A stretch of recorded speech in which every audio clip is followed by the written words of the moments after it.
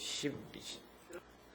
Okay, Mr. Oh Kyo-hyuk will talk about the problems in section 11.2 on vectors. 네. In the program.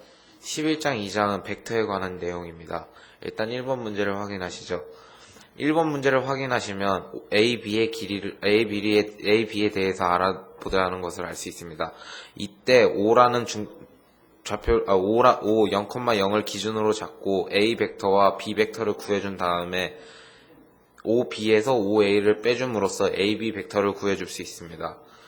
이거를 세이지를 이용해서 풀면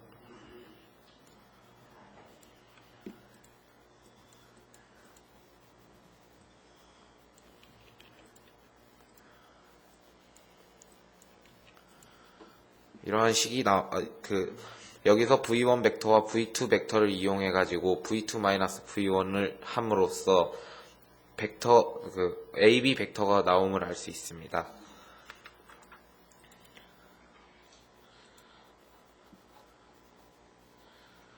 어, 2번 문제를 확인하시면 2번 문제도 1번 문제가 똑같지만 1번 문제는 2차원 벡터에서의 내용이고 2번 문제는 3차원 벡터에서 내용을 알 수 있습니다. 이때는 Z축만 추가되기 때문에 1번과 똑같은 형식으로 O를 원점으로 잡고 OA 벡터와 OB 벡터를 해줌으로써 OB 벡터와 OA 벡터를 빼줘가지고 AB 벡터를 구해줄 수 있습니다. 이거는 이것도 세이지로 하면 같은 원리로 생김을 알 수 있습니다. 3번 문제는 벡터의 합을 더하는 문제입니다. 그냥, 이거는 A, B 벡터를 구해주는 게 아니라 순전한 2차원적인 벡터의 합을 구해주는 거기 때문에 평행사변형 원리를 이용해가지고, 그냥 더함으로써 2,3이라는 벡터를 구할 수 있습니다. 4번 문제도 3번 문제와 동일한 내용입니다만 3차원으로 확장된 것입니다. 여기서 n1 벡터를 a, b, c라고 하고 n2 벡터를 d, e, f라고 할 때 n1 더하기 n2는 a 플러스 d, b 플러스 e, c 플러스 f가 나온다는 것을 알 수 있고 그러므로 0,1, -4와 0,2, 0에 더하기를 하면 0, 3, -4임을 알 수 있고 이것을 세이지로 보여드리면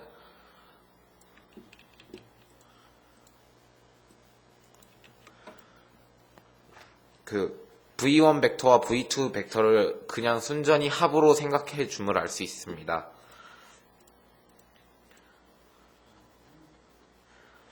(5번) 문제에서 절대값 A는 A 벡터의 크기에 대해서 말해주는 거고 A 더하기 B 2A-3B는 A 더하기 B 벡터와 2A-3B의 성분값을 표현해 주라는 것을 말해주는 것이고 A-B의 절대값은 A-B라는 벡터의 크기에 대해서 물어보는 것입니다.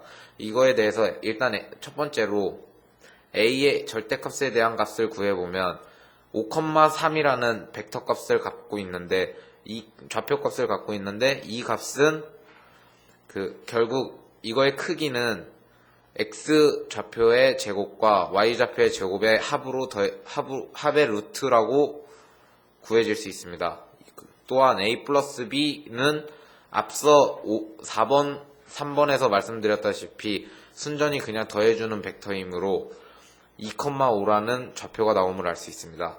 2A-3B와 A-B의 절대값도 같은 방법으로 구해주시면 됩니다. 이때 세이지를 이용해서 풀면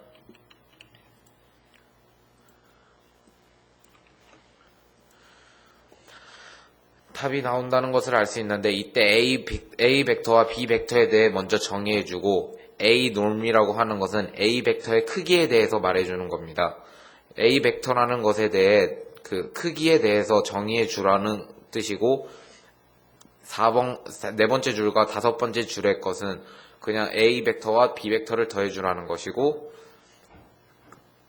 다섯 번째 줄은 2A와 2A에서 3B를 빼주라는 것입니다. 그리고 6번도 3번과 마찬가지로 똑같은 것입니다.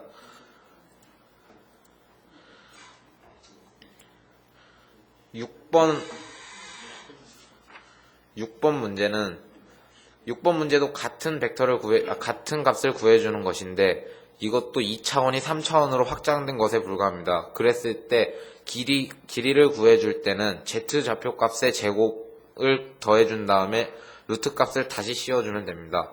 그래서 루트 5의 제곱 플러스 마이너스 1의 제곱 더하기 3의 제곱 값이 되어 루트 35라는 값이 나오게 됩니다.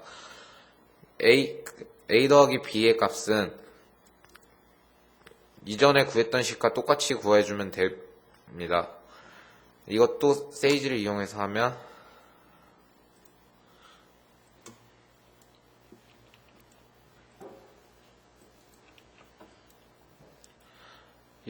이러한 첫 번째 아까 보여드렸다는 것과 똑같이 그냥 z 좌표만 추가된 3차원식에서 크기 그리고 성분에 대해서 표현해 주라는 것을 알 수 있습니다.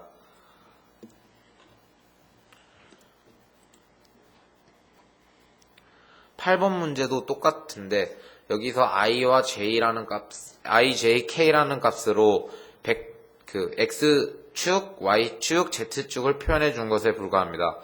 그래서 똑같이 그러므로 a를 3,-4,0으로 바꿔주고 b를 1,-1,1로 바꿔줌으로써 위 6번, 7번과 같이 똑같은 방법으로 구해주실 수 있습니다. 9번에서는 유니트 벡터, 즉 단위 벡터 값을 구해주라는 것을 말합니다. 이때 7i-3j 플러스 k를 7,-3,1로 바꿔주고 그래서 이 7,-3,1의 길이를 구해주면 루트 59라는 값이 나온다는 걸 알 수 있습니다. 단위 벡터의 정의는 길이가 1이고 방향이 같은 그런 값을 말해주므로 모든 i, j, k를 루트 59로 나눠주는 것이 유니트 벡터가 될 수 있습니다. 이걸 세이지로 표현하면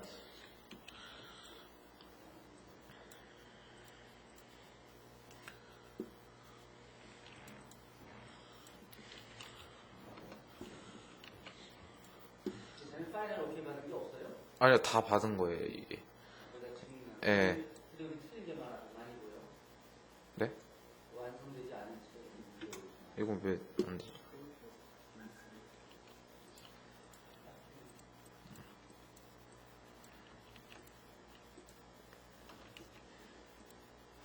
네, 이렇게 값이 나온다는 것을 알 수 있습니다.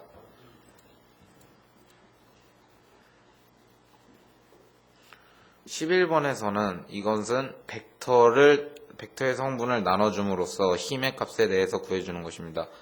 t1과 t2를 ai 더하기 bj, ci 더하기 dj로 나눠줌으로써 t1, t2는 -mg라는 것을 알 수 있습니다.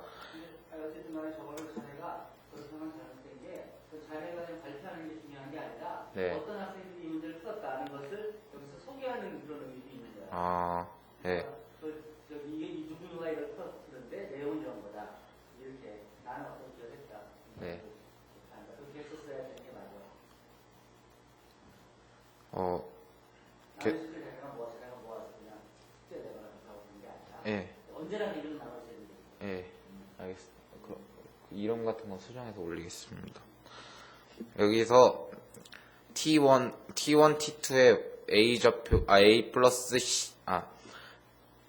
MG는 0.8 곱하기 9.8이라는 값이 나오는데 이거를 7.8로 단순 계산해서 생각해보면 A 플러스 C는 0, B는 D가 되어 B 플러스 D는 7.8이 되게 됩니다. 이때 B와 D는 같은 벡터 값을 갖고 있으므로 3.9로 동일하게 나눠가게 됩니다. 그래서 C분의 D는 3대 0.06이라는 비율을 가지므로 0.0이라는 값을 갖게 됩니다. 따라서 C는 50D가 되므로 195가 되고 T1은 마이너스 195i 더하기 3.9j가 됩니다. 이거를 세이지를 이용해 풀면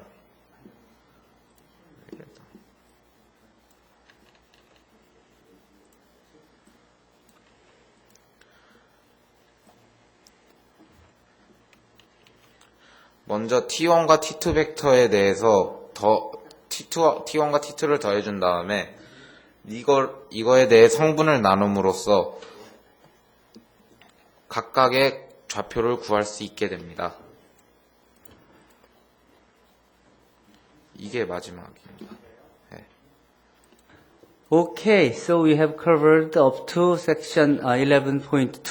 So we will continue the other sections up to section 13.2 on Thursday. Okay. Is there any questions? Okay.